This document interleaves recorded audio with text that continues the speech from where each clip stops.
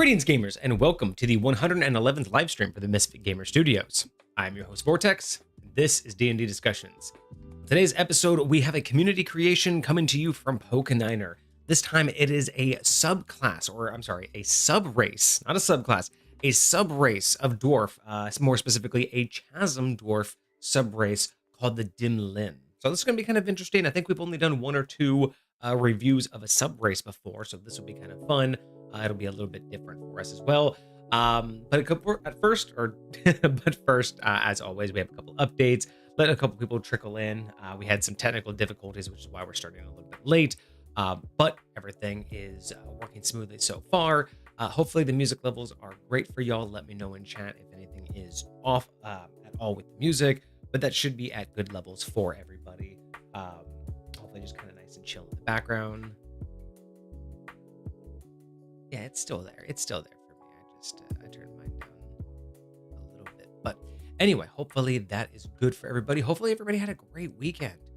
It was a very busy weekend for me. For those of you that are part of the Discord, you probably saw the updates, doing a lot of work in MisfitGamersStudios Tavern. So we have the stone or the cave wall is pretty much up on the wall. All of the major features are up. There's a few more, fine-tuned spots that we have to fix up, but we're doing pretty well on that. It's going to be a couple more weeks, and that'll be done. And then I'm hoping in the next 2 weeks or so I can get to painting. I am super excited about painting. It'll be the first time I get to use a paint gun, so I'm really excited about that. Have a couple of unique ideas for it. Have a color in mind, but I'm also thinking about potentially doing like a gold vein somewhere on the wall. I think that would be kind of, a little bit striking. So I'm really hopeful for that one. And we got the game shelf up. So for that, we have a 16-foot long shelf that I made to display all of our games above the windows. It's not very tall. It's only about 6 feet high. So tall for some, but enough to walk under, but enough to display all the games at an angle. So it really looks cool. But yeah, photos of that are in the Discord if you remember. Or not a member, but if you were part of the Discord. Oh, excuse me. But other updates, yeah, we did that. I'm planning on continuing doing those weekend streams while I work on the Misfit Gamers Tavern. It was a lot of fun. I've done this the last 2 weekends. Or no, I'm sorry, I did it last Monday, and then I did it yesterday. And yeah, it's a lot of fun. It's kind of cool. Have a couple, different cameras set up. Have the room, all on display, so we can kind of just show off what we're doing. It's kind of nice to just talk about what I'm doing and talk about the process that I'm going through and what I'm learning about it. And yeah, it's cool. Kage joined us on one of them, which was really nice. He's out this week, as you guys have probably already noticed, or if you again are part of the Discord, you guys have probably got the update. But he's out for the week, so it's just going to be solo. Not a big deal, but that's okay because it's actually kind of perfect timing, because when he gets back, actually long before he gets back, probably tomorrow, I am going to get in some surprises, both for him and for y'all. So stay tuned. I will not be announcing anything this week since Kage is out, but if you guys are here next Monday for the next review, there will be some big announcements and some surprises. But otherwise, stay tuned for that. Some of the things that I want to update you guys on, do not forget that we did finally update all of the subscriber and the bits badges. So if you are, interested in any of that in the future, when you do feel so generous to do anything, those are all set up as well. So I don't know if you guys can go preview them on my channel. I haven't actually looked into what you would see on our side, but those are available now as well. And then we're working on some emotes and things in the background. Artists are expensive, and rightfully so. I don't want to go cheap. I don't want to go basic.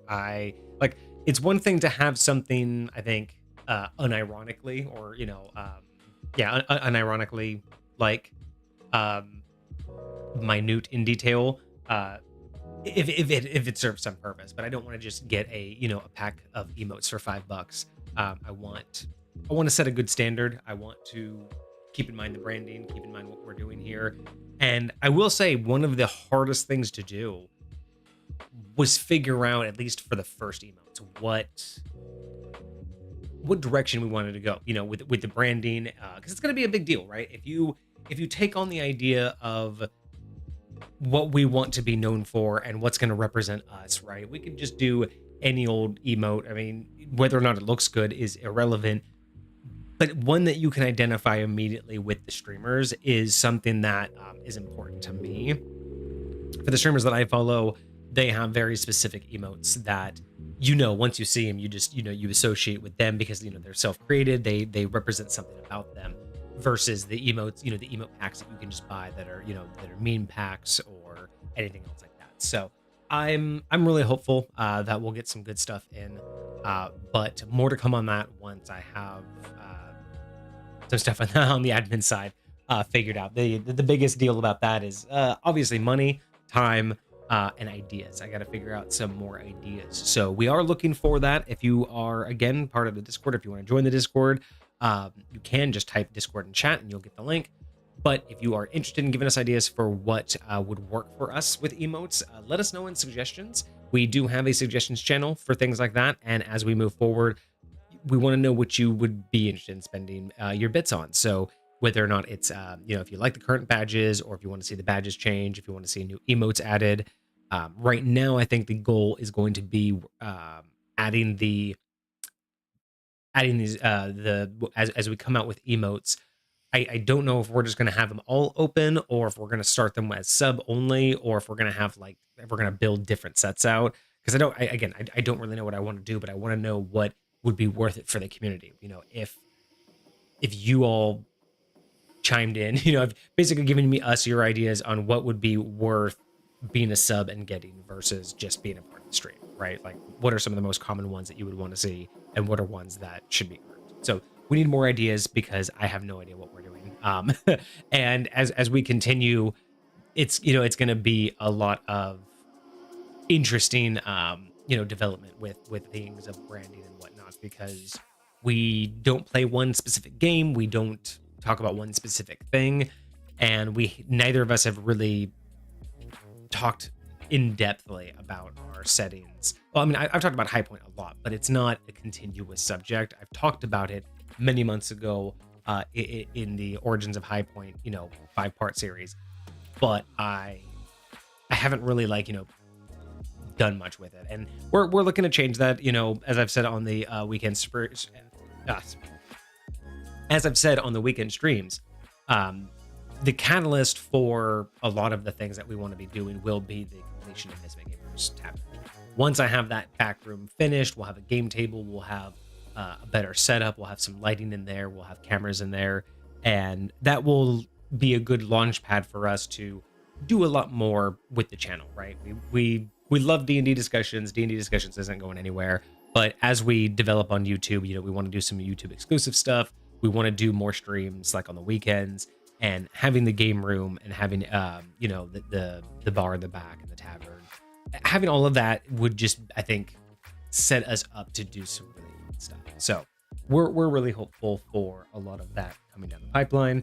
And as we develop that, we're just going to keep thinking of side projects, both for YouTube exclusive stuff, for stream stuff, and as well as, subscriber content. We want to do like subscriber only streams or private streams through our Discord, or something that adds more to the community that's, supporting us. So again, all of those ideas we are looking for, we are interested in getting from y'all.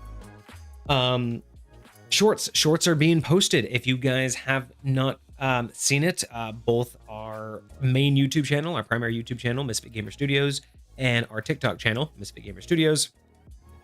We're on all major networks right now, or at least all major socials. But you can find us, or at least me. I'm running all of them right now. So if you're interested in getting some behind the scenes updates, I don't really post on X right now. There's just, I don't really have a life on there, so I don't really know what needs to be posted.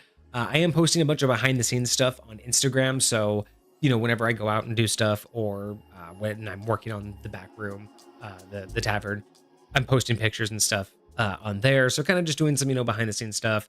YouTube and TikTok are currently focused on shorts. We're gonna put bigger edited content on the back burner for right now. I think our main focus for the other social medias is growth and discoverability, because we all know that Twitch isn't the best for discoverability. YouTube and TikTok are really going to be where we garner an audience. So right now, I'm just going to be focusing on trying to generate shorts. While I'm teaching myself editing, I've also found a couple other programs that can help me, spit some out, at least at a more consistent pace. And that's going to be nice because if I can cut down on some of the physical labor and just worry about quality control, I can at least get a baseline of content generated, which again, as long as we, can fuel that and we get more people, then I can worry later about, better edited content down the road. So, long form is probably on hold right now, but as I get better at editing and as we get more comfortable with long form videos, we will start to teeter into some of those YouTube exclusive ideas that we've talked about before. Let's see. Other than that, we do have a kind of a secret project brewing in the background. We've been discussing some ideas for something along the way, and we've kind of solidified that it will be a thing. It's just we have to get a good start and end point figured out before we make any announcements. But we will be working on a pretty big project overall for Misfit Gamer Studios. Hopefully, it'll be a multi-year project that at the end of it should. I don't know. I think it'll be a really fun project, especially if we can get the community involved in on it, and what the end result will be. I think will be fantastic. So we're looking forward to again, just a lot of announcements coming down the pipe, trying to get better at things. I don't know if you all have noticed, but we have made a few. We've made changes along the way. For any of you who've been here for a while, we've made plenty of changes to the stream for a long time, but we've been making some minute changes over the last couple weeks as well. I've been doing a lot of audio work, teaching myself just more and more about the setup that I have, the setups that I want, but how to better critique what I currently have. So I think I finally have nailed a really good audio quality. It's been a while since I've made any major updates. I think the last major update I did was when I upgraded all of the equipment. So it's been several months since I sat down and took another crack at improving all of my audio qualities. That was mainly spurred on by doing the streams in the tavern. I was using a Bluetooth mic, and it was just absolutely horrid the first time. So I sat down and refigured out what I needed to do to hone in on a lot of the quality differences. And then after I'd done that for the Bluetooth headset, I realized that, I could do a lot better in here as well. So hopefully for anybody who's been around for a while, the audio quality is noticeably different. I really hope that's noticeable to you. If not even different, at least, not worse. It should be, I'm hoping that from what I understand that I did, it should be a lot clearer. It shouldn't be as much background noise. And I think it actually should also affect, as long as I'm talking, it should kind of affect the background music. So hopefully the music isn't too loud. But I believe I have it set up to where when I speak, it kind of like cuts that out too. So, piece by piece, we're getting this all figured out and trying to constantly make it easier and more digestible, and just better for you guys, because obviously, you're here for the content, but the easier the content is to listen to and to watch, I think, just makes it better for everybody. So.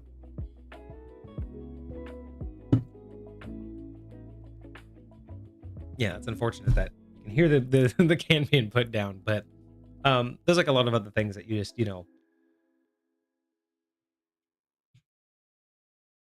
like my keyboard doesn't really show up, which is nice unless I'm talking, so that's kind of nice. But yeah, I'm really curious because I haven't actually watched. I think this is the first time I've gone live with this new audio setup, so I am very interested to check it out. To check out the video after the fact and do a quick side-by-side comparison. Funny thing is, why don't I hear music though? Oh, there it is. My speakers were all messed up for a second, so I'm like, why don't I hear audio? Because we were having some issues before where ChillHop was just randomly stopping, so we had to worry about that too. But yeah, everything seems to be getting figured out. tweaks are worked in and everything. So yeah, we're good. We're good. We're fine.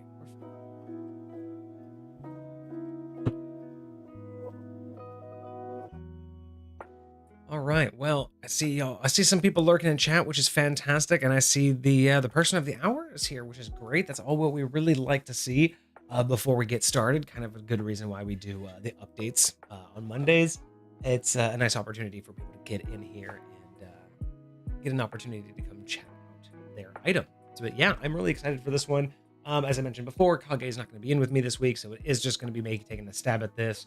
But I will do my best to give it a overall run through with the best of my abilities and cover as much of it as I can. But other than that, I don't think I have any other updates. And since we have everybody here that we need here, let's get to the review.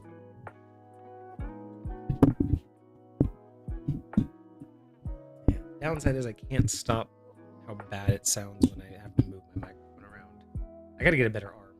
There's too much going on with this. I love this arm, by the way. Like for gaming and everything, it's so much nicer than the ones I've had before, but I do need one that I can like adjust the mic, because anytime I touch the microphone, it messes up.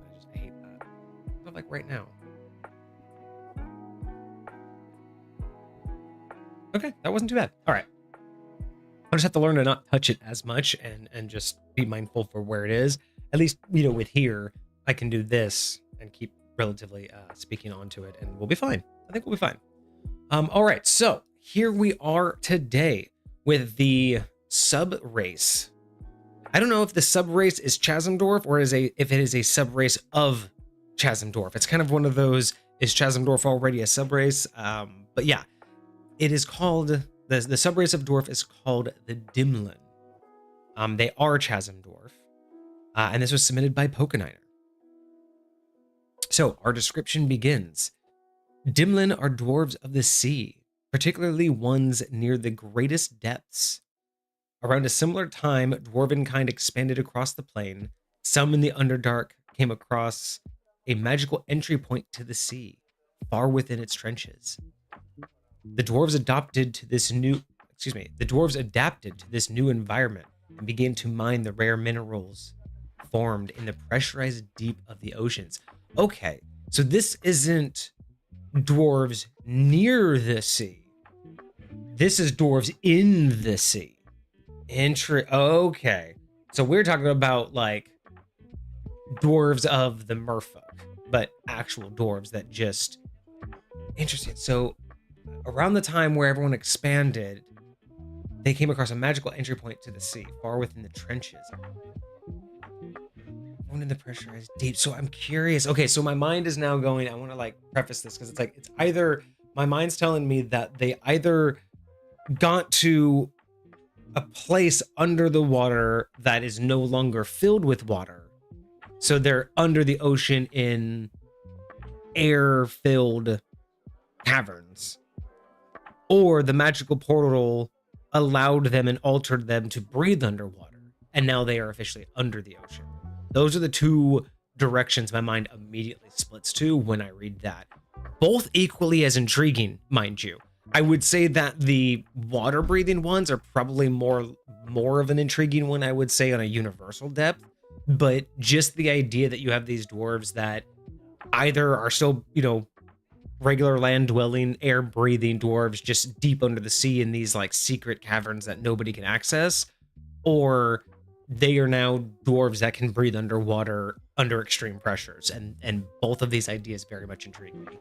So already the lores has been captivating enough for me. So let's move on to trench warfare. Oh, excuse me, trench welfare. Interesting. I went into a completely different direction. Trench welfare, excuse me.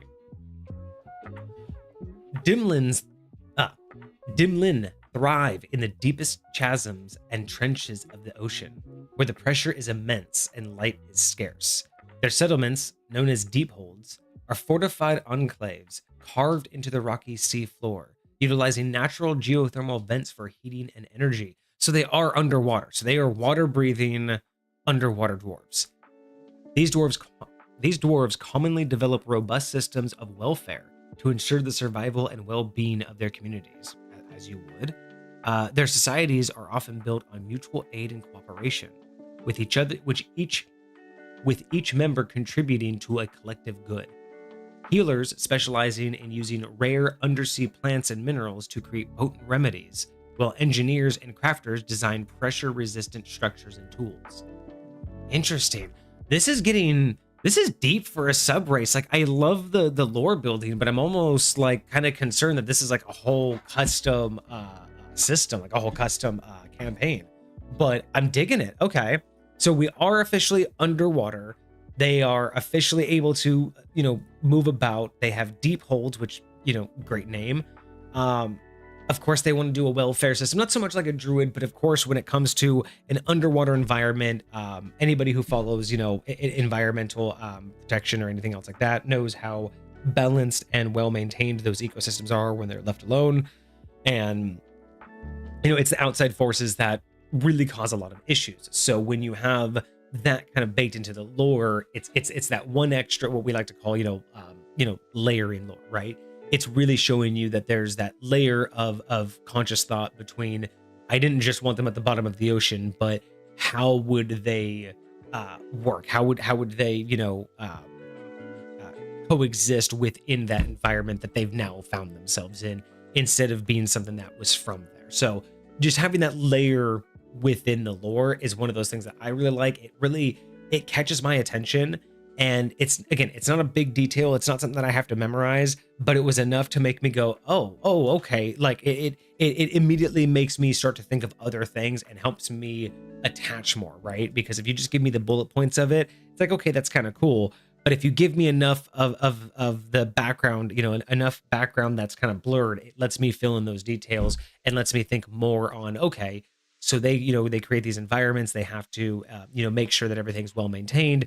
So that, gives me the idea of how the society works and, how they operate and how they view things, right? It would tell me whether or not they're just going to, trample on plans, or if they're going to have, stricter rules. Like, it gives me an idea. If I'm a player and I'm going to look at utilizing this race as a character, it gives me an idea of how did my character get to this stage, right? That's one of the steps that I like to take as a player, is not just write a backstory, not just figure out what my character can do today and what they're going to be able to do later, but I really enjoy being able to understand what got my character here, right? What does my backstory mean? What does my background actually entail? Where did I actually come from? All those little things help me better connect to my character, and these are those little breadcrumbs that help me along the way make those connections for me. Because just giving me a dwarf that can breathe underwater, okay, what does that do for me, right?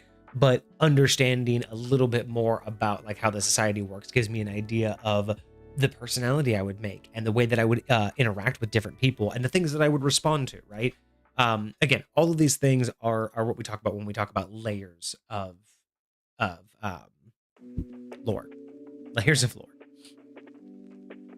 Okay, so cool. And then I also like the little like dip in here about the healers utilizing undersea minerals and plants.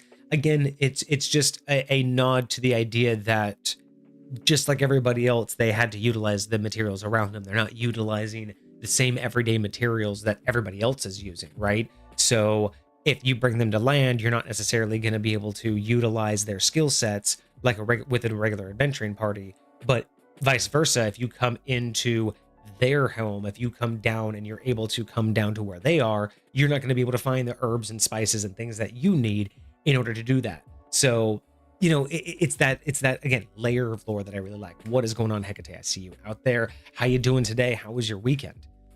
Let me know in the chat. We are reviewing, I think I've seen you. I think you've been here for a minute, but we are reviewing the Dhimlin subRace dwarf.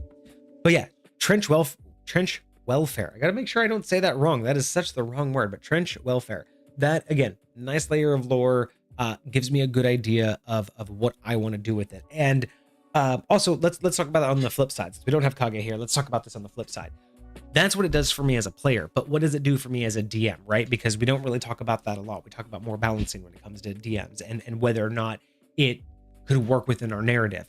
But when you create something like this for other people to take on, say, whether or not they work within the realm of modules and static gameplay, or I mean, static stories that everybody plays through, or if you go all the way to the depths of like High Point, where, I create something from the ground up.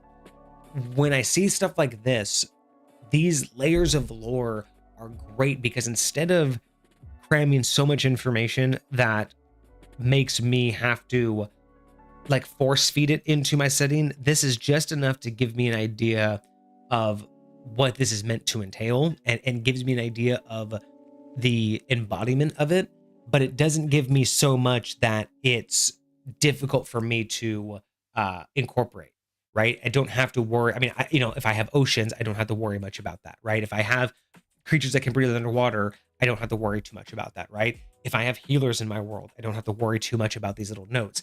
But the notes are enough there that as a DM, I can take this and go, okay, I don't have to worry about how they got to the bottom of the ocean. You said so. I don't have to worry about how they're living down there. You gave me enough to be like, okay, I know how my ocean should work. And you told me that they're going to kind of like care for it and tend to it. Perfect. I can make that work, right? It's not something that's so difficult for me to follow that I can't incorporate it into what would easily just be a normal storyline of creatures who found their way to the bottom of the ocean. Again, it's one of those things, even just putting out the small line here about the healers, just saying that, hey, you're going to get different materials down there, so the healers would have had to learn differently. That's not something anyone's going to argue with, right? That's going to be something that would make sense. It's logical. And for DMs, it's easy to accept this without feeling like, oh, this is going to break my narration, or there's no way this is possible. It's not, there's nothing to argue with here. It's a very simplistic idea of, hey, there was a magical portal. Let that be your answer and explain away the rest, right? But I really do like how detailed it is. Like, well, again, not detailed, but how layered it is, while still being extremely accessible and vague to any DM who wants to pick this up and throw it into, again, any ocean. Like, you could probably take this just by its description alone and throw this into any ocean in your setting, and again, unless it's like an acid ocean or something, it makes sense, and I like it. I really do like it. Does this race have stats, or more for lore aspect, for a specific campaign? So we don't have much information. Pokeniner hasn't chimed in yet.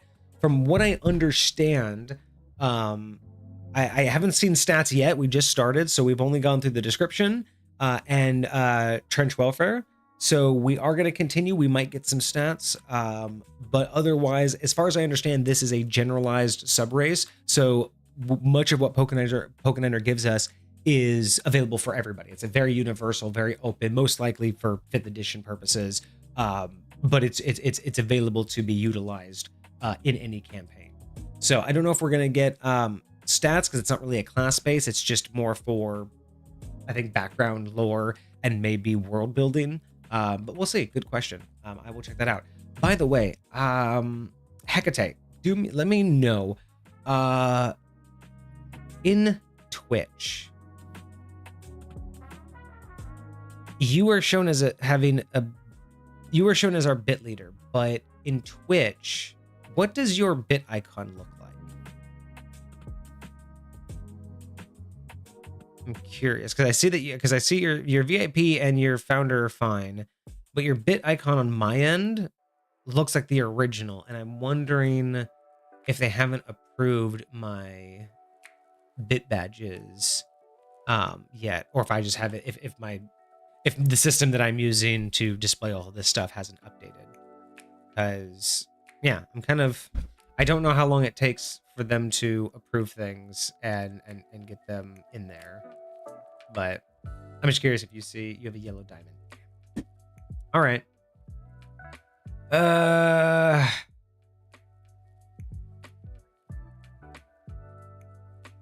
Okay. It's probably something that's just going to take a while then. I know that I was told that like same thing's going to happen when I eventually get emotes, that you update them and then it takes them a while to become available. So I wonder if it's just because I updated so many, because I'd updated like every bit badge and all of my sub badges. So it might just take some time for them to validate them. So we'll see. Because wait, you have the VIP, the founder, the bit. Uh, yeah. I don't know when the sub badges are supposed to post either. Huh. Oh well, I'm gonna have to worry about that later, aren't I? That is not a today problem. Back to the race. Okay, so that was trench welfare. Moving on to underwater unity. The Dhimlin's adaptation to their aquatic environment has fostered a deep sense of unity and kinship. They have developed unique methods of communication suited for underwater life, such as sign language and bioluminescent signals. Oh my god, that is awesome. Like, I thought you were gonna go like sonar or a way of speaking that just works in water but doesn't work in this, or tools and instruments that work underwater. But wow, like a sign language and bioluminescence, like that's the oh wow, that I have versions of, like, I have different sign languages, like for like secret codes and stuff like that, but bioluminescence, that's such, like, I have animals that do it, but I never thought of making a race that could communicate like that. That never crossed my mind. Wow, okay, that's a good idea. I love that. Again, that is just one of those enticing things that just make me, like, player and both DM, just kind of like buzz with that idea. And I just want to know how, like, as a player, I just want to know how that works. I want to, like, see it in action. Oh yes. Oh yeah. Okay, this unity is further strengthened by the communal nature of their daily activities. From group foraging expeditions to communal crafting sessions, festivals and Festivals and rituals often involve synchronized swimming displays and bioluminescent art, celebrating their shared heritage and the beauty of the deep sea. That, I can visualize that. Little Mermaid had such a missed opportunity, because that sounds so much more awesome. Oh yeah, that right there. Oh, that's so good. That's so good. That's again, it's nothing that I have to, like, worry about. You're not telling me, like, you're not telling me any specifics that I have to be concerned with. But again, as a player, I just want to know how the bioluminescent works. As a DM, that is so much of an enriching amount of data, because you're not telling me, like, like some subsequent books and things like that. Supplementals is the word I was looking for. So a lot of those books give so much information, things like, deity festivals, dates, holidays, stuff like that. And this is just like, again, it's that top level information that you need, has enough layers to get me going in the right direction, but doesn't give me anything that's not going to be able to be easily manipulated and worked into the layers of whatever narrative I'm running. Oh, that's so nice. A Dhimlin often has strong beliefs that strength lies in their ability to work with others, and this philosophy extends to their interactions with other races and cultures. They are known to form alliances with surface dwellers, trading rare stones and metals for goods and knowledge that can benefit their people. Oh, that's okay. Again, such a nice change up to see, because a lot of the times when I see people deal with dwarves, they're very brash, they're very rude, they're very isolated, and this is great. These I mean, if you think about it, it's like you think about the lore to where all of these other dwarves split off and found these relatively isolated places to live, and by their nature of greed, at least in some respects of narratives, by either isolation of greed or arrogance or ego, they all tend to hold station in their respective areas, but they also have to defend it, right? They're also near other races, and they're still having to interact with others. Whereas here you have back in the past, an entire sect of dwarves that go off into supposedly the what you could assume the most of the isolated locations, and they come out friendly and cooperative. Whereas all of the other ones went out and became more isolated and more, more defensive. That's fascinating that we get that for a dwarven concept. And I also like that as just like a baseline, right? It is so nice to have a baseline of either neutrality or positivity, friendliness in, as a general, right? Like just saying that in general, this race, not like you can't have a bad apple, not like you can't have one that's rude or doesn't like people, but just the idea of being able to have this, come out so strong with a positive swing and basically just say, nope, everybody here, they're on the good vibes, right? I'm digging it. I'm really digging it. And just as a push of their general culture, right?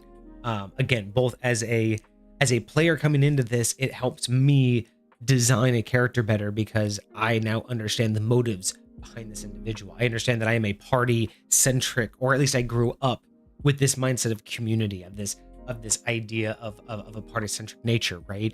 And that could be so much fun to play as a player, right? You could go anywhere from this innocent, I want to be the best helper that anybody could ever have, and work with the wrong crew, work with enough greedy, party members, and suddenly you come back home, a little, completely different, from your family and everything.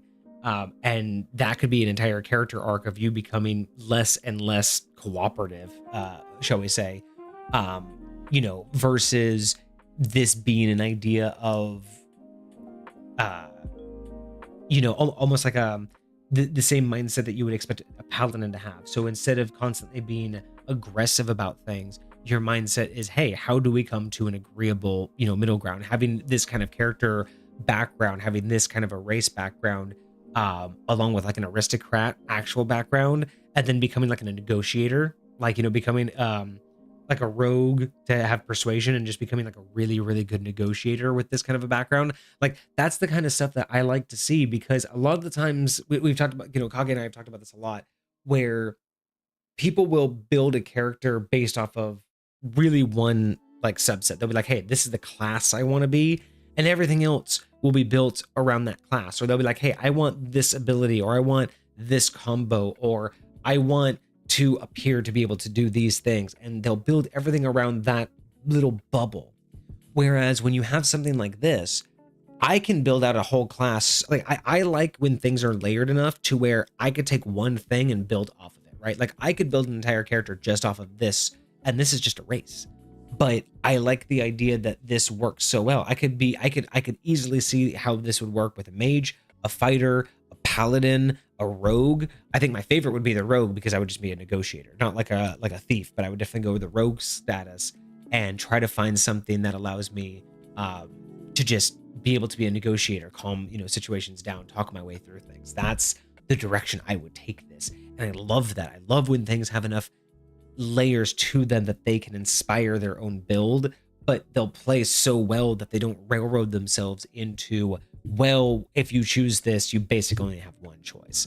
And we've seen that not necessarily in races. You see that a lot in like classes and subclasses where you choose it and you've basically been railroaded into a single idea. Whereas with this, it's a good starting point, but again, it's just a race. It's just the way that you were raised, in the culture behind it, but that doesn't necessarily mean that you have to follow it. So there's a lot of good character opportunity here. So from a player standpoint, I really like this. And from a DM standpoint, again, it just continues those layers that aren't going to interfere with anything that I'm building or any narrative that I have, but they are enough that if I want to indulge, right? If someone wants to be this race and I don't ever want to have them visit home, I can, right? I can just have them, I can just follow along with the background of this race and they can just go on and be a regular adventurer. But this gives me enough detail to where it wouldn't take that much effort, in my opinion, for almost any DM to help incorporate this idea and make a town or a quick little setting that they could go back to and interact with people, right? It's giving enough information to where you could set up a single session, a single gaming session, or a campaign that takes, multiple sessions in this location, and everything else could still be yours, but this gives enough to help model it into something that would feel unique and feel like it goes along with this class and not just be generic. So I'm really liking the, as Kage would say, the synergy of this subrace. All right, moving on to adventuring individuals. All right. While the majority of Dhimlin live within their deep sea enclaves, some are driven by curiosity and a desire for exploration. These adventuring individuals are often drawn to the surface world, seeking to understand its mysteries and bring back valuable knowledge and resources. Their inherent resilience and adaptability make them formidable explorers and allies. And there you go. Didn't even need to. It is already built and baked right into a crispy goodness. That right there is one of those other excellent layers where it's already giving us the handout in how to explain how I'm going to be one of these as a player, right? Because a lot of the times I could be super indulged in all of this, but if this feels like these guys are isolated and would never leave, how am I as a player going to justify how I got out, right? Outside of some cliche, oh, well, portal opened up and you fell through. I like that, right? Already we're getting an idea that there are already a subset, just like everything else, just like all the other races. There are ones that want to adventure, that want to go and explore.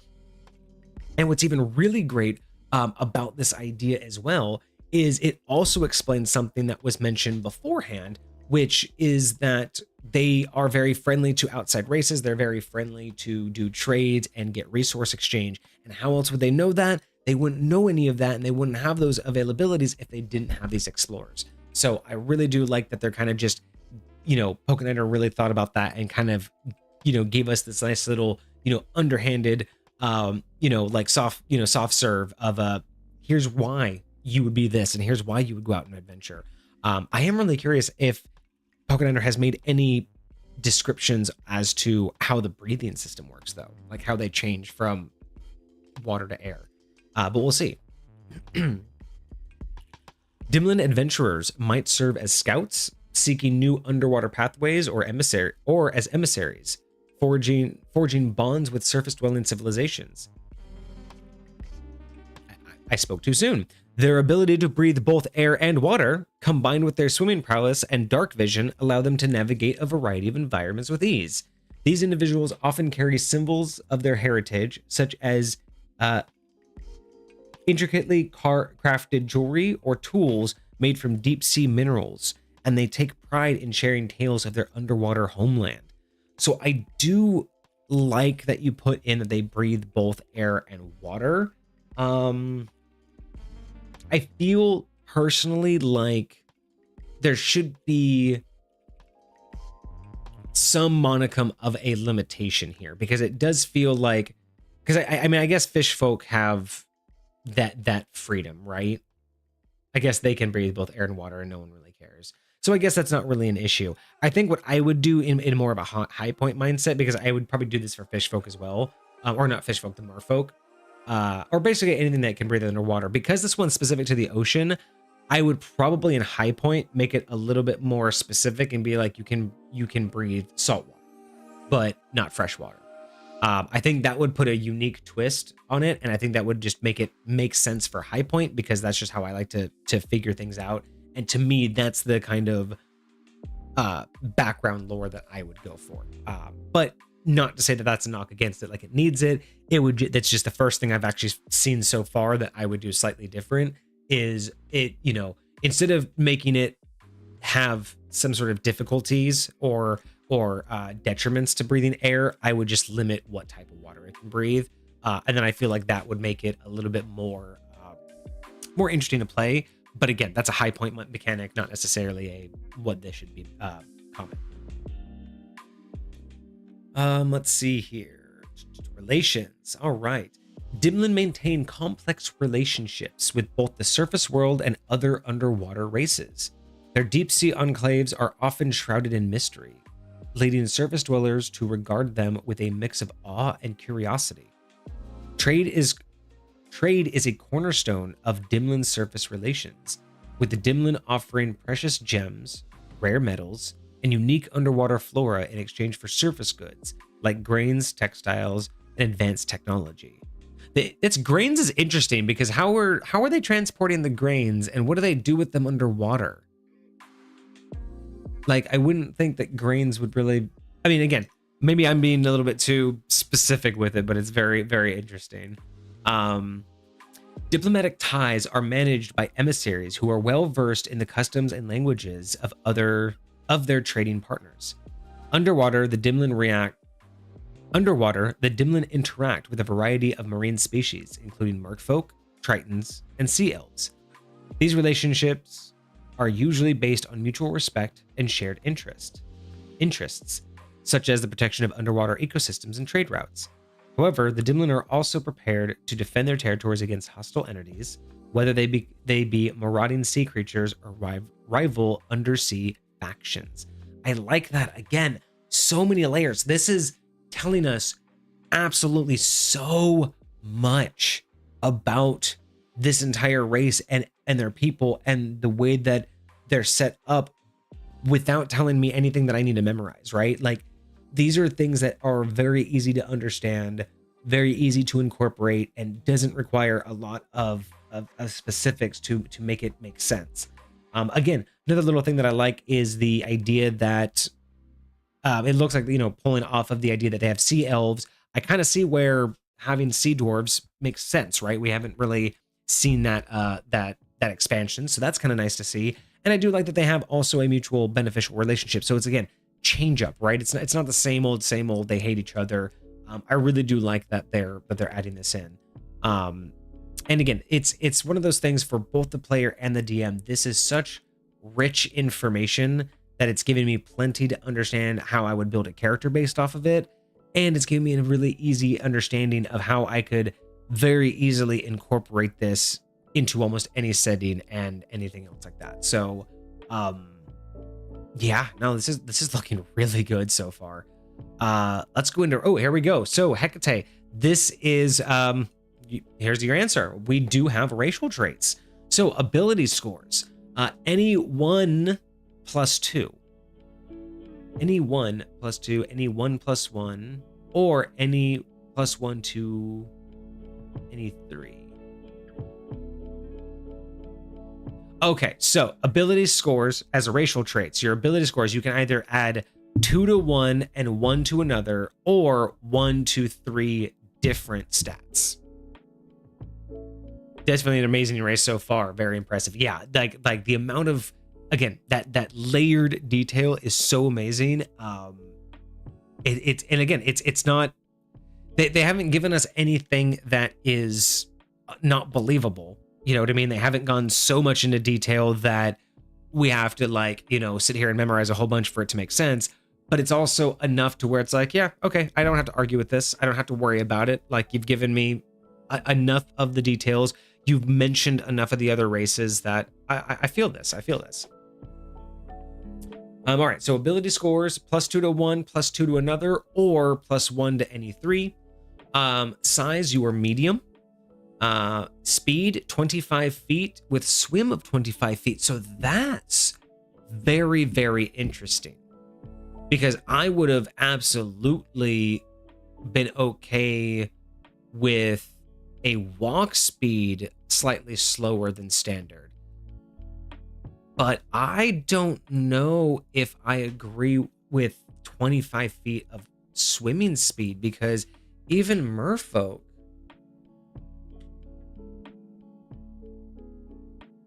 don't have that, do they? They still have 30 feet. I would even think, like, yeah, I could understand them not having a walking speed, but I can't imagine merfolk can't walk. Yeah, look at that. So merfolk, merfolk have a tail. So their speed on land is 10, but their swim is 40. So that's totally understandable, right? What were some of the other ones? A sea elf. Let's see if I can look at a sea elf, because that might tell me a little bit more about what we're really dealing with here, in terms of similarities. I don't have that booklet. Let's go to the Wikidot.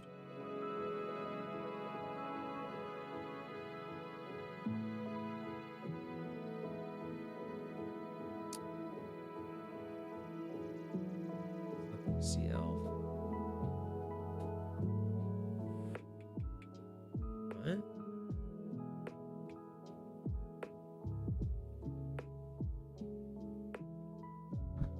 Okay, so search is down there.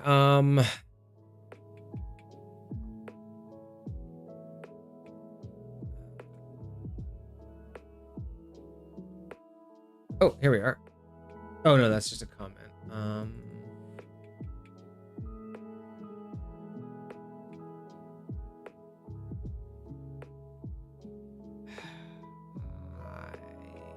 will have to look. Where else can I look for?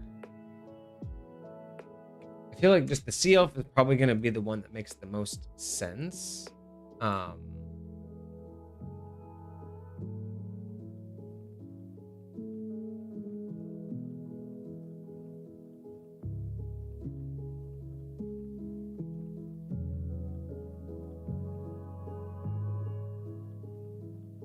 Vortex presents Monsters of the Multiverse. Okay. Here we go. Okay, yeah. So for a Sea Elf, base walking speed is 30.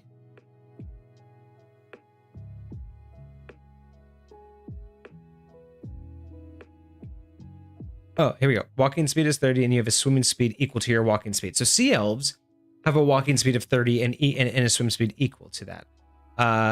Even in Forgotten Realms, they had aquatic elves.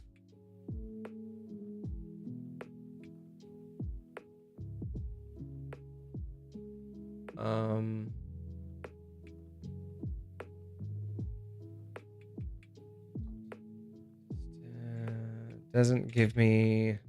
Okay, that doesn't give me yet. So yeah, I'm really curious. What is that? I'm not familiar with that one.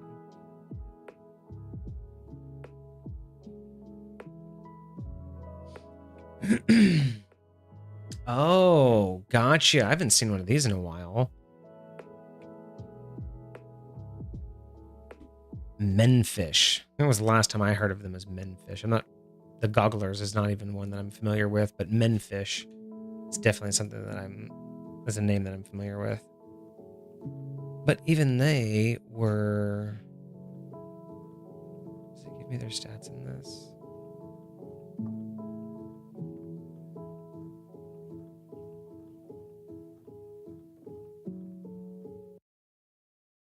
Yeah, it doesn't even get... I don't have their stats, but I'm assuming that they would be able to be faster than that, right?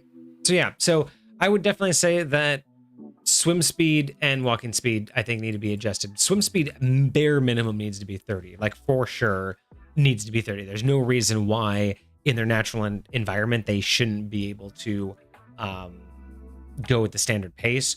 I would totally be okay with a walk speed of 25 or even 20, just because their legs would be adapted for swimming. You can even have them have webbed feet. But yeah, that's going to be something that I would have to work at. But continuing, age. Like other dwarves, Dhimlin typically have a lifespan of 350 years. Totally makes sense. I wouldn't even mind that being altered. Salt water and all of that. And, being able to justify somehow living longer. Creature type. You are humanoid. You are also considered a dwarf for any prerequisite or effect that requires you to be a dwarf, like belt of or not the belt of dwarven kind, but there are like attunement things for that. So speed, your base walking speed is 25 and you have a swim speed equal to your walking speed. So yeah, I don't agree with that. If you're gonna have them equal, make it just like the elf. I don't see why you would be less than other creatures of your type in there. Otherwise you'd have an extreme disadvantage in all the fights. But again, even that, I would say that even the book has that wrong, and elves should even, like, anything that's based in the sea should probably have a harder time on land. So that's my take.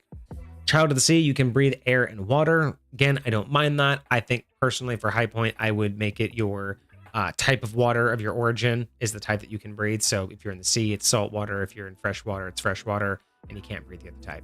I think that would be kind of fair, but I know that magic doesn't care. So most other things that allow you to breathe underwater doesn't care what type of water it is. So fair point. Superior dark vision. You can see in dim light within 120 feet of you as if you were bright light, and in darkness as if it were dim light. You discern colors in that darkness only as shades of gray. Enhanced dwarven resilience. You have advantage on saving throws you make to avoid or end the poison condition on yourself. I like that. You also have resistance to acid and poison damage. Okay. Yeah. Okay. I like that. Sunken Soul. You can have yourself sink to the bottom of any body of water so long as you aren't incapacitated. You sink at a rate of 60 feet per round and can land safely on your feet when you reach the sea floor. That actually makes sense because you would have a way to, obviously like adjust the buoyancy in your body because that's how you swim. So I kind of like that. I like that you can just kind of like disappear into any body of water and just be gone, just to the bottom of it.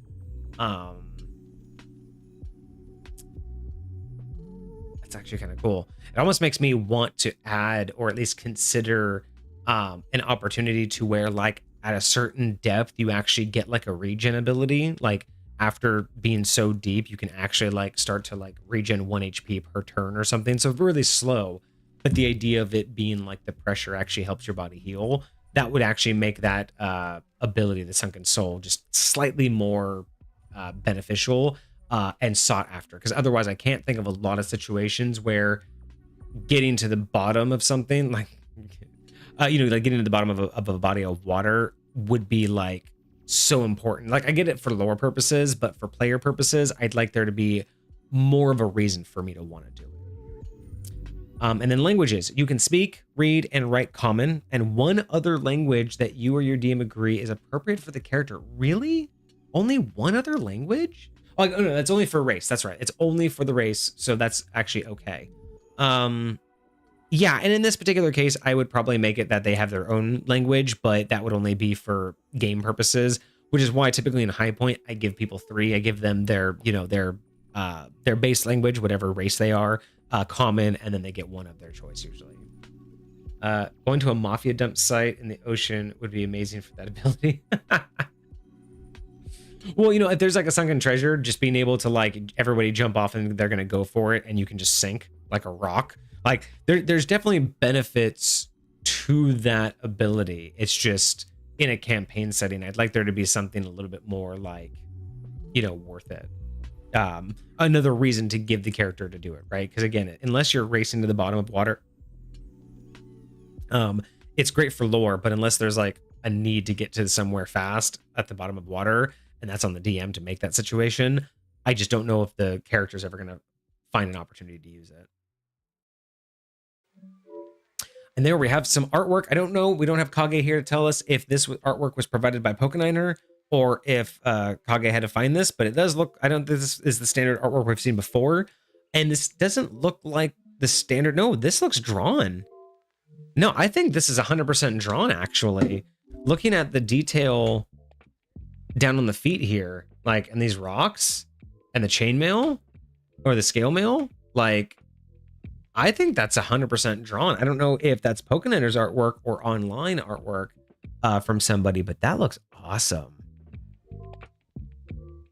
Yeah, I think my only critique is I would have made them have webbed feet, which would have been like wider, like webbed feet. I would have liked to see like where the gills would be if they can breathe in. Like I'm assuming they have gills. I feel like water breathing is just not as adequate of an ability for someone who's like lived under there, but otherwise I like it too. I assume that these like balls of light are indicative of the bioluminescence, but I'm assuming that's all in the hair and everything. I do like the hair fin. Are gills on the neck? I guess there could be there, but I mean otherwise oh shit. Was subscriber mode? Oh my god, that's a shame. I did not know subscriber mode only was on. That might be why people weren't chatting. That's oh, my bad. And I'm seeing it in Discord.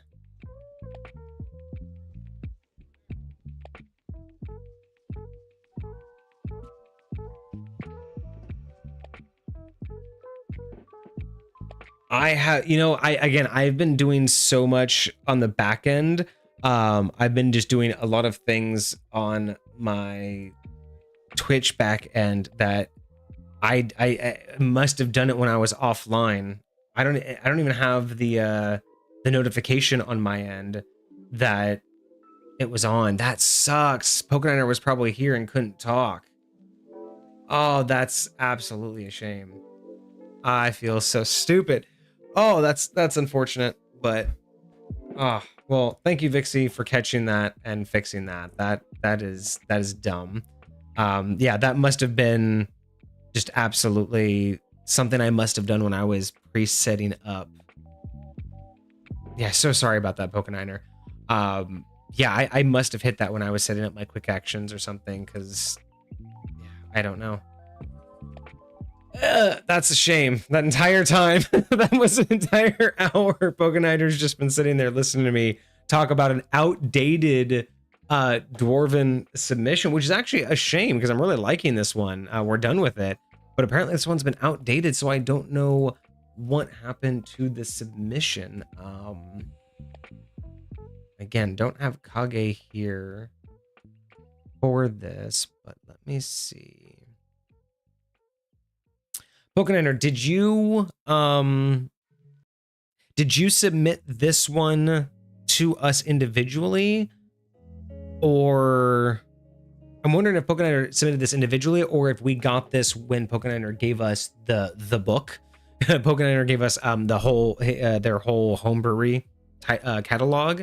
So I'm wondering if when Kage took all of those and transcribed them, maybe we haven't seen the most up-to-date version because the up-to-date version's on homebrewery, not in our version.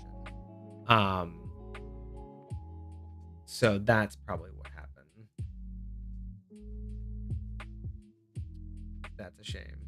And Pokeniner's not online on Discord right now, so I can't ping them there. So we might actually be doing another review of this if this one is the old one.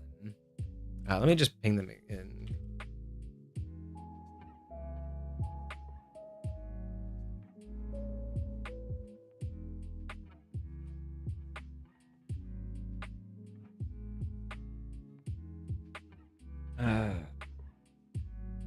Oh, back in the chat. I submitted. So this one was okay. So this is must be what happened was. So you submitted the homebrewery. Do you remember when you submitted this one? Because I wonder what happened to the link. We may have ended up grabbing this one from the older link. So let's see.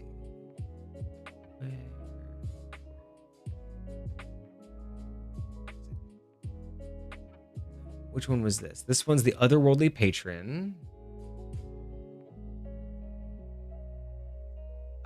Oh, here we go. Okay. Boom.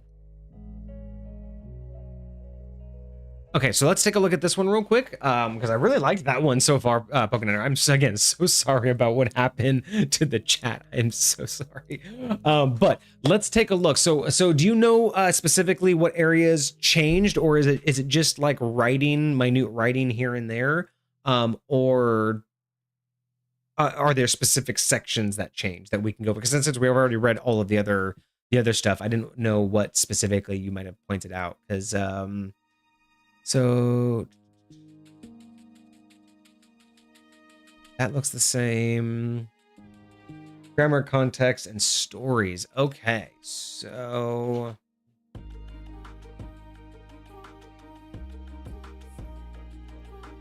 all right, so I can kind of read through this one since we've already gone through a lot of my critique. I'll just critique anything that I know that specifically stood out for me.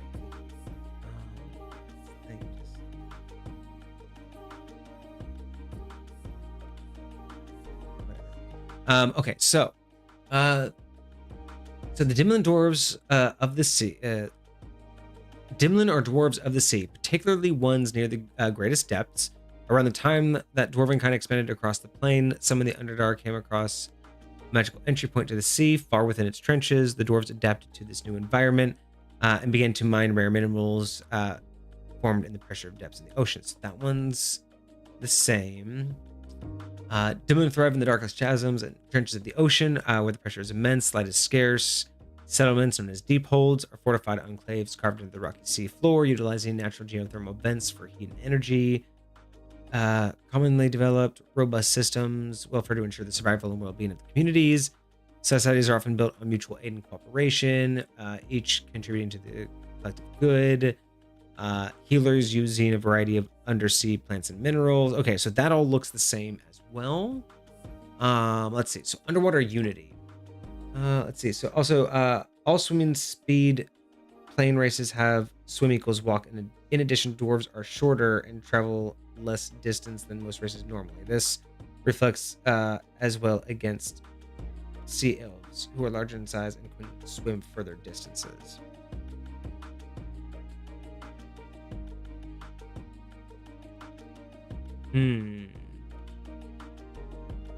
I see where you're going with that, but this is probably, again, my issue then with Wizards of the Coast, because merfolk and sea elves have the same speed. And while I agree with your assessment and the way that you're approaching it, the problem is that approach doesn't answer why they would be able to move at the same speed, because one would have legs like the dwarf and one has well, I guess no, because merfolk can swim 40. So you're saying that merfolk can swim 40, elves can swim 30, so dwarves would be able to swim 25.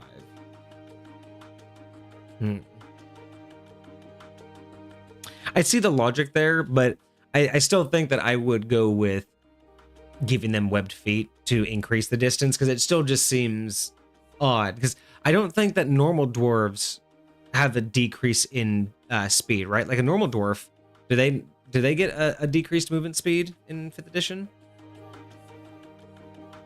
I didn't think that they got less speed. Maybe they do.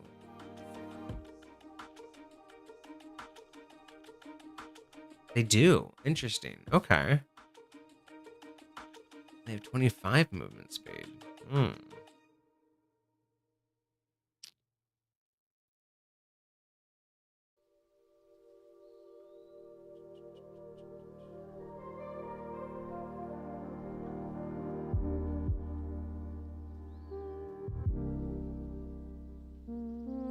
Not reduced by heavy armor. That's nice. But okay, yeah, base walking speed is 25. Okay. I didn't know that. So that makes more sense why you put 25 as the swim speed. It just doesn't feel right. Just honestly, it just doesn't feel right. But maybe it's just also because I don't necessarily agree. I fundamentally don't agree that swim and walk speed should fundamentally be the same for almost any of the races. Yeah, the strides not being, like, again, the walk speed makes the most sense. The swim speed, I think, is where I have the issue with it. You know what I mean? Like, but I think just in general, the idea that a swim and a walk speed would be the same, like the merfolk make perfect sense, right? The merfolk, because they have fins, they decided that they can only go 10 feet on land. That makes perfect sense. But in general, I would think that anything that's adapted to the water or adapted to land would have a different speed in the alternative. So that's kind of like my hot take on like how Wizards of the Coast has made that kind of a thing. Yeah. I think in general, yeah, walk speed and swim speed, I think I just have an issue with them being the same, because they are fundamentally two different types of speeds. So I think in general, just having them as the same is what I take issue with in terms of like the way that like the rules is written are.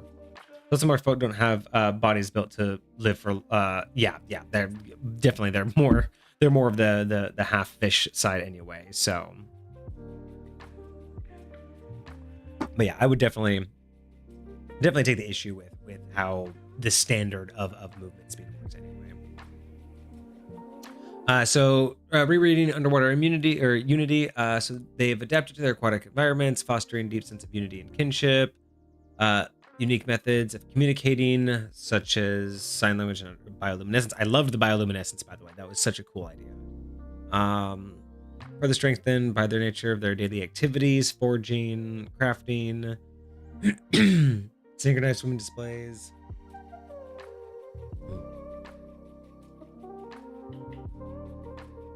Festivals, rituals often involve. Okay.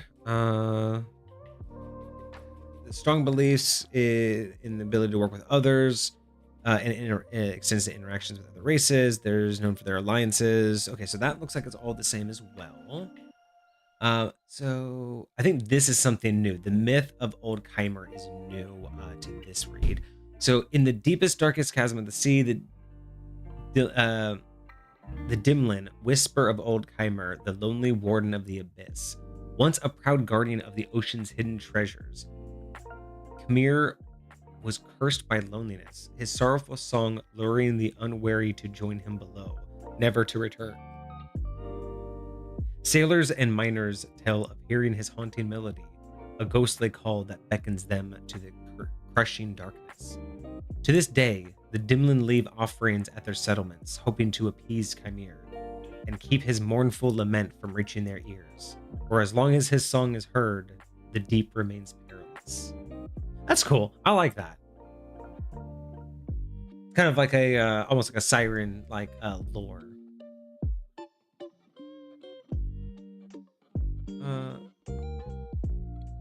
Is the tail not on there? There should be a note box. Well, I mean, there's this thing right here. Is this what we're talking about?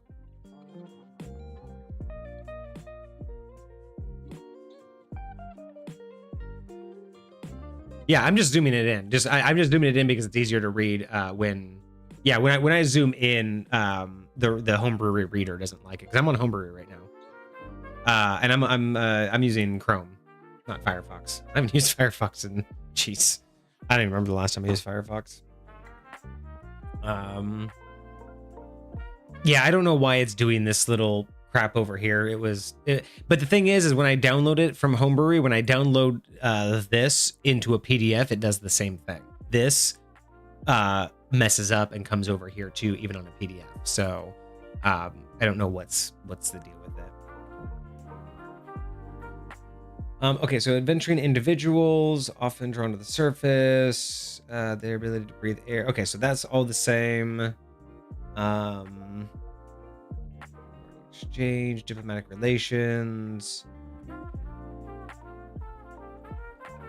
Okay, so 300 years we had.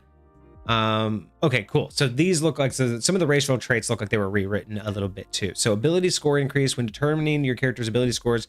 Increase one score by 2 and increase a different score by 1, or increase 3 different scores by 1. You can't raise any of your scores by 20 above. So I got to that conclusion, but this is written much, much better.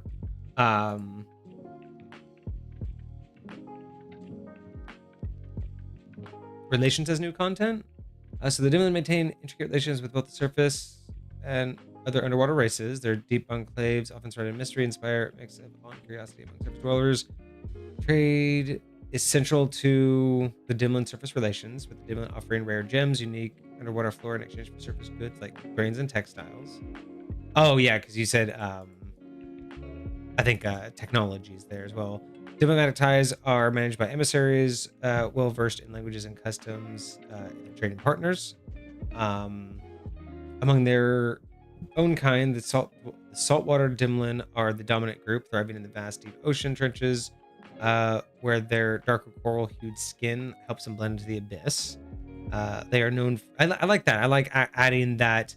It kind of gives me the idea that you're hinting that there are other underwater dwarven types, but without having to like go and list all of them, and then giving these guys a bit of more of a visual cue is nice. They are known for their mastery of deep sea mining and pressure-resistant craftsmanship. In contrast, freshwater Dhimlin, distinguished by their lighter mossy green complexion, are fewer in number, as suitable depths in freshwater environments are scarce. I like that. Yeah, I like that determination. Freshwater Dhimlin residents are often seen as either viewed as pioneers of the race, exploring uncharted territories, or as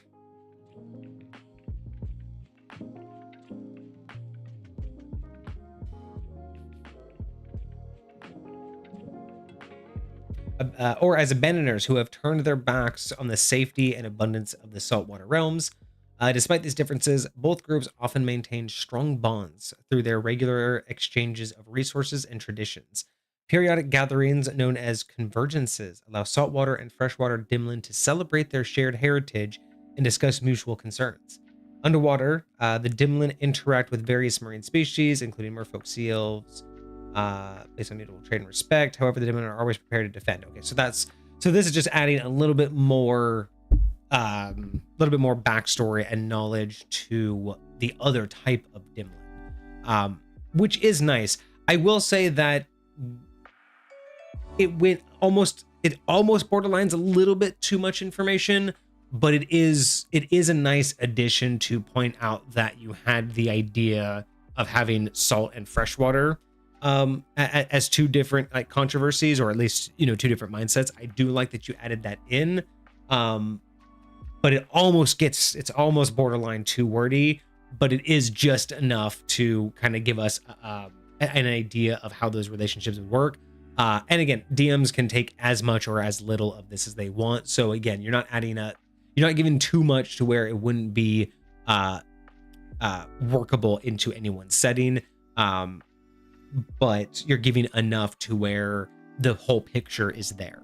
So yeah, I don't know if that was fully necessary from the previous read, but I do like what it adds. I don't think that it's an unnecessary add, but I don't think that it would have been. I don't think I was, wanting that, and I don't think I was needing it from the previous read. But I don't think it was a bad add. I think it definitely helps enrich the backstory, enriches the lore, and it gives DMs more to play with, and technically it gives a player an alternative to say that I want to be a freshwater, I want to be one of the outcasts, right?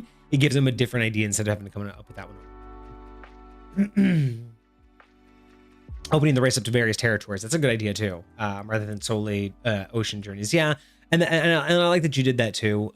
It really does help broaden the campaign type that you can have. Because I mean, that's where you really have the whole, you can breathe any type of water, so they're really useful almost anywhere. But it would make more sense to have them kind of spread out a little bit more, in the regions, in their various regions. And then let's see. So creature type, we've already gone over that. So you're humanoid, but you are a dwarf for all other purposes. You're medium, so your speed is 25.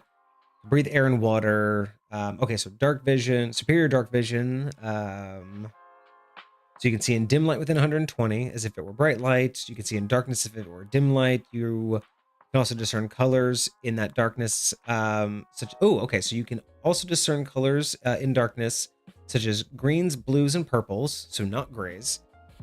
This developed dark vision, however, dulled your senses to the point of being colorblind to shades of red, orange, and yellow. Interesting.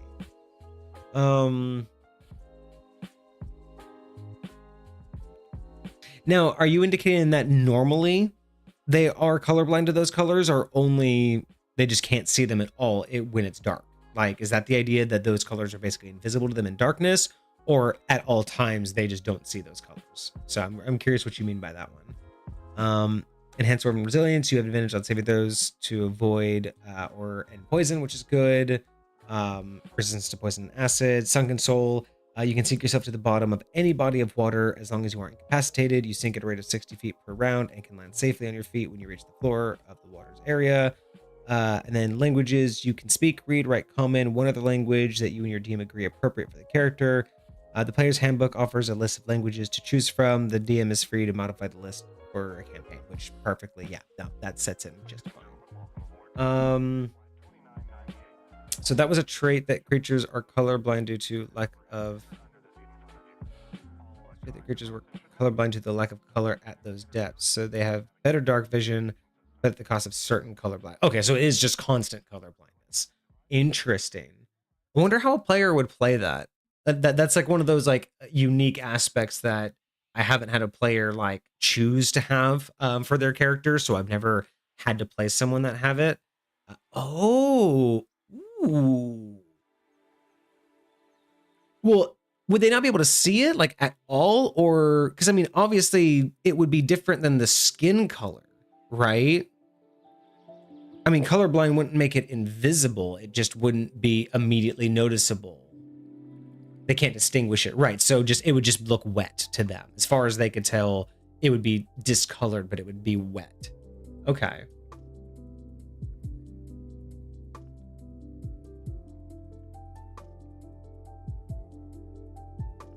That also means that they can't see fire. They could feel heat, and they can probably see I'm assuming that if they were to walk up to an encampment, they would see the area of light, but they would notice everybody's sitting around essentially a circle of rocks with a glowing orb around it. Like, they would probably see they can't see, they'd see the white, but they wouldn't see the flames. They'd probably just see a glowing orb of white. Interesting. Okay. Torches must be fascinating pieces of technology for them.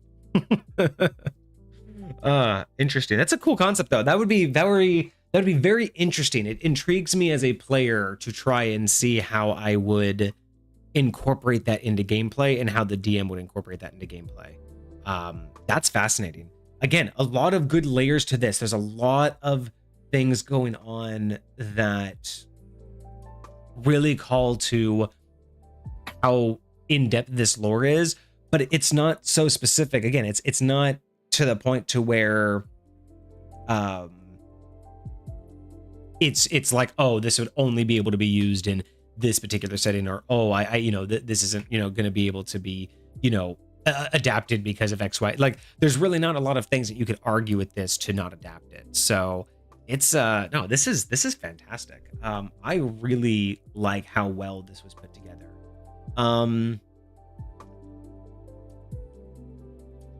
Yeah, I gotta say, Pokeniner, the bioluminescent thing really got me. That was something I have not thought about doing that for like monster animal creatures. Like, I haven't really thought about doing that for like a playable race yet. And yeah, that's just such a cool concept. There's so much you can do with that, just both RP wise and mechanically. That was such a good idea. And again, just every step of the way, you're giving us so many good layers that are usable by anybody, but they flesh this out so much more than just, this is where you're from, this is the the territory or the region or the geography that you're from, and here's a couple things about your people's history, right? Like, this is so much more. This isn't just, here's your history and here's where you're from. This is a snapshot of daily life of the organ. I mean, the only thing we really don't have here is the social structure. The only thing you really haven't given us, which I think is actually a boon, is because like, social structures are more cultural, not racial, right? Like, a race can have multiple cultures within it, right? So really, the only thing that we're missing here for this entire background of these people is how their society is organized. However, it's not necessary, because that's where the DM comes in and fits it into their narrative and fits it into their setting in a way that makes sense, and in a way that you don't really need to be that concerned with it.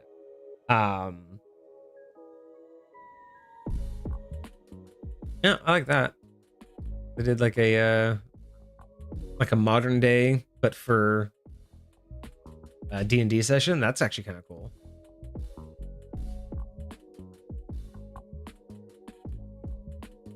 Definitely have a style of artwork that they're going for. Ooh, those coat of arms look really cool. Ah, that's a nice art. Nice artist. Oh yeah, just some really fantastic maps too. Awesome. Yeah, no, Pokeniner, very well put together. Just such a good build for lore, for RP purposes. It gives the DM everything they need to feel at least confident explaining like narratively where this could fit.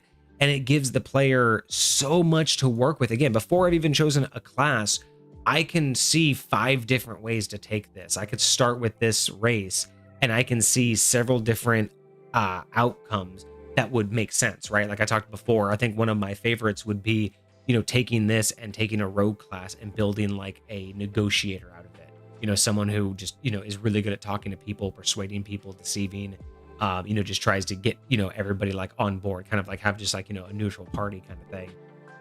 Like that's just one option right there. But, being able to, I could see taking a druid class and being a druid with this and it working perfectly. A paladin would be amazing with this. A warlock would be like, there's so many different ways just based off of the lore that we have that I wouldn't even need to look at anything else. I can build off of it and then find out what will work. So that's what we want to see. We want to see those kind of layers that each step of the way gives its own inspiration, not just to be built around a class, not just to be built around a skill set or a combo set, but each piece lending to the build and lending to how you're going to play it. And again, this gives us all those layers that help us understand how our character, what world they came from, how they're going to act, and how they're going to see and react to things in the world. Like those are the things that we like to see, because those are the kind of layers that I don't need to memorize a bunch of details about this. I just need to get a good, solid understanding of what it's meant to be. And I can absolutely just like, I can feel it. I can work with it. So absolutely like it. Yeah, thanks for letting us know that we had the old information. That's gonna be the hard thing when it comes to the with the homebrewery stuff, is it gets updated. We need to figure out why this is happening too. I need to talk to Kage and see if we can figure out, because again, when I tried to get the PDF for this also happens in the PDF. So I don't know what's going on with homebrewery in that, but at least we got the updates on it. So yeah, so going into the rating, this one's not going to be difficult at all.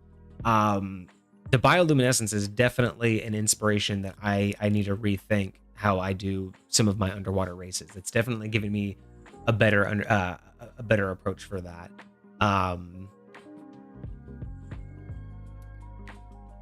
Yeah, no, it's definitely going to get that point. I think with all of the layers that we have here, with everything that we have going on, this would take very, very few tweaks to perfectly fit in High Point. I mean, this is basically ready to go. I would just like with any DM, you make some minor tweaks here or there just to fit your narrative, and this would work, very, very much.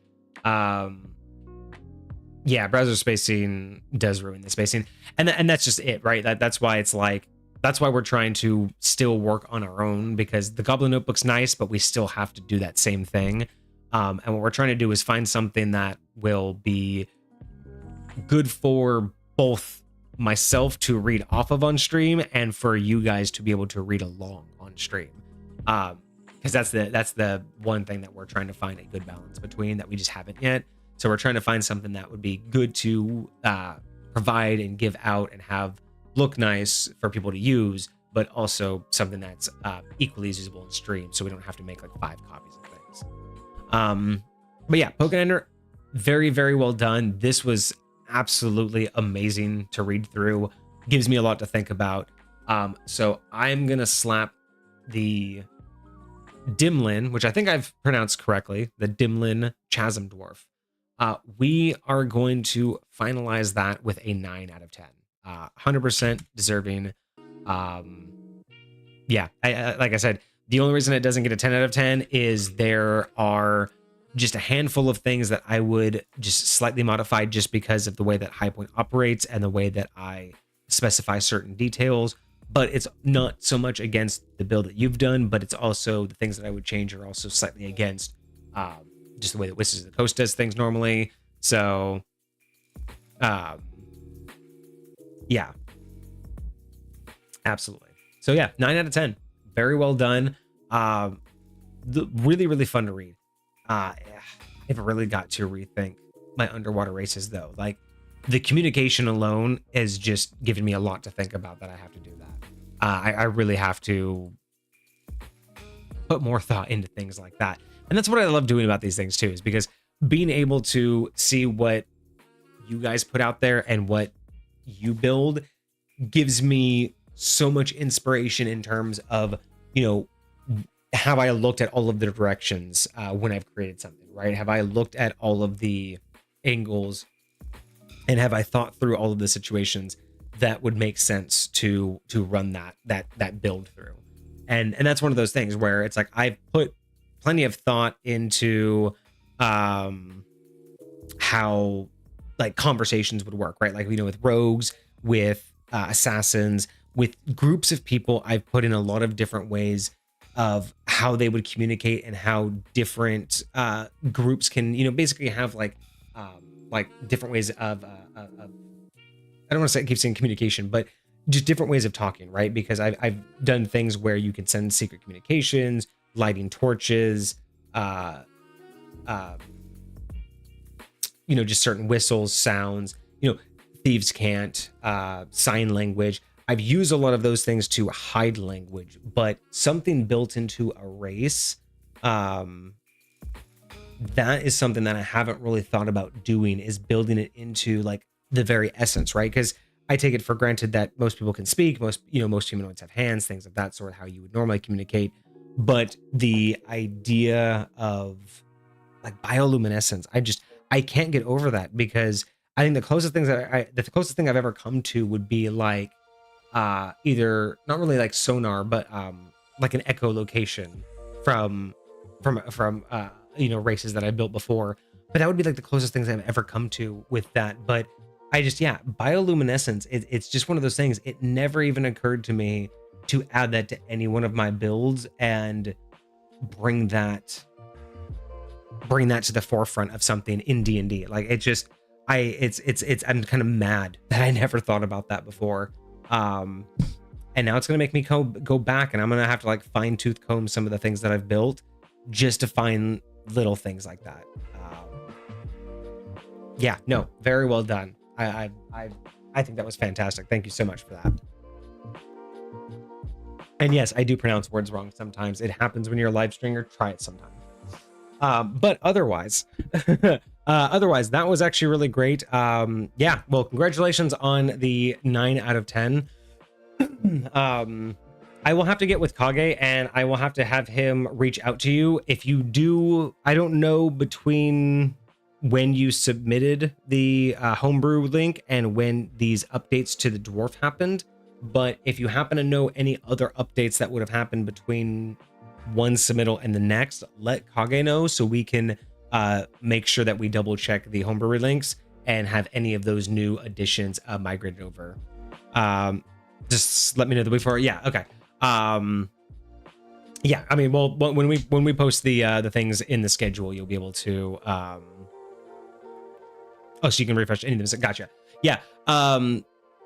Yeah, that's just going to be the thing, is I'll have him reach out to you before we do anything, just to make sure that there's no other pieces that we missed, because these were the rewrites were a lot more helpful, not just for the extra lore, but even when it came down to like the racial traits, it was definitely easier to understand with the new rewrites. So we will incorporate those changes into the new ones moving forward, and then hopefully, I mean, I don't know if we're going to be able to get it done this year, but hopefully we will be able to get some sort of branded version out to where it's going to be a little bit more consistent, and maybe look a little bit nicer. You know, something we want to have that nice blend of easy to read, but also is appealing and not just like, you know, black on white or white on black. That's kind of where we're at right now, but we're working on it. There's a lot of changes happening, and yeah, we'll get there. But yeah, otherwise, I think that's going to be me for the rest of tonight. I don't really have much else to talk about to keep the time rolling. So one of the reasons why I really like Kage here for review is because we can bounce off each other a little bit more. The tangents tend to, I think, be a little bit more fulfilling. And again, there's a lot more ways that we can look at this that I know I'm not necessarily thinking of right now, that I'll think of later that he would be bringing up. So I'm sure he will be watching this episode, and Pokeniner, I'm sure he will, if he has any ideas, he'll probably hit you up in Discord. But if you don't see that in the next couple of days, you can always hit him up if you want his specific input. because I know that he'll like to always rewatch these episodes, see what we talked about, see what was available and presented, just so he has that reference point for the future. But yeah, otherwise, I think that's going to be me. Didn't quite make it to the 2-hour mark, but sometimes that happens. It's all right. Been busy all week, been busy all day, and sometimes that just happens where, we're not going to make it all that time. But I do appreciate all of you for joining. Hecate, Pokeniner, thank you so much for joining me and keeping me company. Again, Pokeniner, so sorry for the sub-only chat the first hour of the stream. I'm happy that you stayed and were willing to listen to me, without you being able to input. But I'm glad that you stuck around. I'm glad that you started typing once we got that fixed. And yeah, I am also looking forward to the next item. I think we do have. I will have Kage update the stream schedule, but as far as I know, we do have the next item ready to go. And that one for next Monday, the next review, is going to be a new subclass, another subclass. This one's going to actually be from Hecate. So Hecate, next Monday, we are going to be reviewing your Ice Monarch subclass. So we did your Shadow Monarch before. Now we're going to be doing the Ice Monarch, which is a Sorcerer subclass. So that'll be next Monday. And then this Friday, again, I will be on my own. I'm kind of waffling between some topics right now. I don't know if I want to do another history of, or if I want to do some more high point talk, because I've been wanting to talk more about the HP, like the hit point changes and how high point is going to change in terms of how I view hit points and how I'm going to run hit points with my players. So and then my final blows as well. I want to change up how I'm doing HP and final blows. So I think I might sit down and talk about that on Friday and talk about my new approaches there. I don't know. I'm not 100% done with all of the fine tuning, but I feel like if I'm going to talk about that stuff, it would probably be better to do an episode where I talk about my ideas and then have an episode where Kage questions me on it versus trying to go through all my ideas while he's actively questioning me on it. So I don't know. I don't know if I'll do the history of, or if I'll do a high point background, but that's going to come up this Friday. And then yeah, next Monday is going to be the Ice Monarch. So join us for that. I hope you guys hope you guys join us for that. That's going to be a lot of fun. And moving forward, just like with the weekend streams from the Misfit Gamers Tavern, where I'm working on the room in the back for more stream stuff, for more like actual live D&D content, board game content, stuff like that. What was that? You can contribute. Oh, Jesus Christ, Hecate, thank you so much. Getting that extra stream next month. You're working for it, working hard. Gotcha. I appreciate that. But yeah, we are hoping that moving forward, we will be able to do more streams back there once that's all done. And I'm also going to be increasing the amount that I stream, because as much as we like D&D discussions, I have been missing doing my little pop-up streams with like playing Hitman and stuff like that on stream. So 75% more to go. Yeah, let's go. Hey, you guys have the rest of the month. You guys have all the way to the 30th. So you guys have 3 more weeks to fill that bar. Totally easily doable. But yeah, I do want to get back to playing Hitman on stream and a couple more games. I don't know. I just want to stream more. D&D discussions is fun, but I don't know how much of just D&D content I can do all week long. But I do want to just get back into hanging out, talking with the community, just doing some fun stuff. So, keep an eye out. If you see me go live, I'm probably just hanging out. D&D discussions is always going to be our bread and butter. It's not going anywhere. But all the other stuff that we do is mainly just for the community that we've built. And just to kind of show you guys, some other stuff, and just have conversations with us, hang out, do non-D&D stuff, and just kind of be more casual about it. But yeah, I will be trying to do that more throughout the week and on weekends. So keep an eye out. If you do see me go live, come in, say hi. We would appreciate that. Otherwise, we will be back on Friday for D&D discussions, where I will be going into our whatever topic I decide. I haven't decided the topic yet. Like I said, it's been a long day, y'all. I think I'm going to just call it here. Thank you guys so much for joining me, Hecate, Pokeniner. I really appreciate y'all. I hope everybody had a fantastic weekend, and I hope you have a great week ahead of you. I will be back on Friday at 7:30 p.m. Pacific Standard Time for our next D&D discussions. And I might be up on Wednesday as well for some Hitman. Who knows? But that's going to be me. I'm going to call it here. Have a great rest of your night, guys. Cheers.